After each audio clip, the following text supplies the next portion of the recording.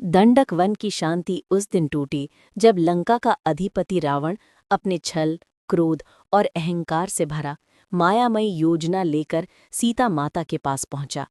ये वही समय था जब भगवान श्री राम और लक्ष्मण मारीच रूपी स्वर्ण मृग के पीछे गए थे। सीता माता का हृदय उस सुनहरे हिरण की मोहक छवि देखकर भर उठा। ऐसा अद्भुत प्राणी तो मैंने कभी नहीं देखा। उन्होंने श्री राम से कहा, प्रभु, इसे पकड़ लाइए, मैं इसे अपने आश्रम में रखूंगी। श्री राम मुस्कुराए। उन्हें आभास था कि ये कोई सामान्य मृग नहीं, फिर भी सीता की इच्छा को टाल न सके। श्री राम लक्ष्मण को कहकर उस स्वर्ण मृग के पीछे चले गए।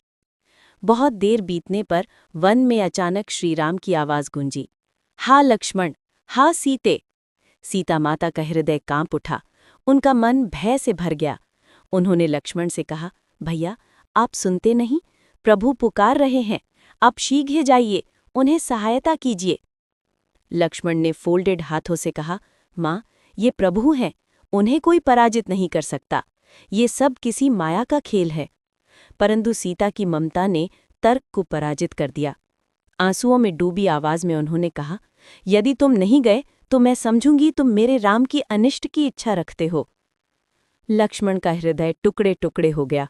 वो बोले, माँ, मैं चला जाता हूँ, पर ध्यान रखना, ये वन अब सुरक्षित नहीं। उन्होंने अग्नि रेखा खींची। सीता माता, इस रेखा को कभी पार मत करना, ये आपको हर बुराई से बचाएगी। और फिर वे श्री राम की ओर दौड़ पड़े। अब मंच पर आया अधर्म का पात्र, रावण। एक सन्यासी के वेश में वो आया, दीन स्वर में बोला, हे देवी, दान दीजिए। सीता माता ने भीतर से उत्तर दिया, महाराज, आप द्वार पर खड़े हैं, कृपया प्रतीक्षा करें, मेरे प्रभु आएंगे। रावण बोला, मैं तो ब्राह्मण हूँ देवी, भूखा हूँ, क्या यही धर्म है कि मुझे द्वार पर खड़ा रखो? सीता की करुणा जागी। धर्म निभाने के लिए उन्होंने वो मर्यादा रेखा लांघ दी। बस उसी क्षण संसार ने एक ऐसा दृश्य देखा जो युगों तक हृदय को हिला देता है। रावण ने अपने असली रूप का प्रकट किया, 10 मुखों से गर्जना की, उसकी आंखों से अग्नि बरसी। सीता माता ने भय से राम का नाम पुकारा, हे प्रभु राम, हे लक्ष्मण, परंतु चारों ओर सन्नाटा था। रावण ने उन्हें अपने रथ में बिठाया और आकाश की ओर उड़ चला। जमीन पर वृक्ष रो पड़े, पर्वत झुक गए, वन के प्राणी बिलख उठे।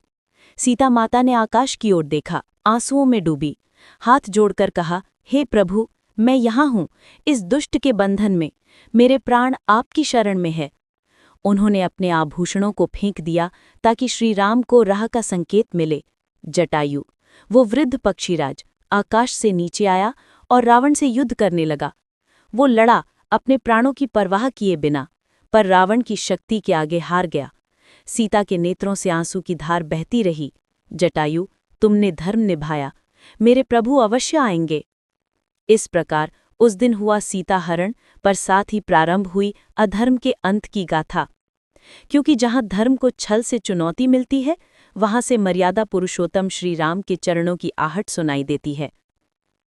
सीता माता का धैर्य, उनका विश्वास और उनकी मर्यादा आज भी हर स्त्री में वही शक्ति जगाती हैं। कथा यहीं समाप्त नहीं होती। यही तो वो पल था जहां से रामायण का सबसे महान संघर्ष आरंभ हुआ। एक पंक्ति में सार, जब सीता ने धर्म के लिए रेखा लांघी, तभी अधर्म ने अपने अंत की रेखा खींच दी।